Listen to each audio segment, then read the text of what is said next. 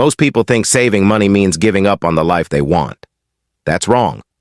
You can save money and still go after big dreams. You just have to save smart.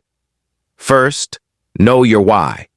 Don't just save because someone told you to. Save with a purpose.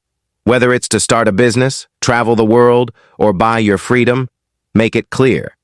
Then, flip the script on spending. Before every purchase, ask, is this helping or hurting my future goals? If it's not getting you closer, skip it. Not because you're broke, but because you're focused. Now here's the part most people miss. Automate your savings. Set a fixed amount to move into a savings or investment account every week, before you even touch it. Treat it like a bill you must pay. The truth is, saving isn't about being cheap.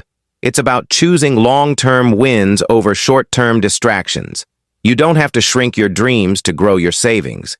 You just have to think bigger than your next paycheck. Big vision, smart habits. That's how you build a future without feeling broke.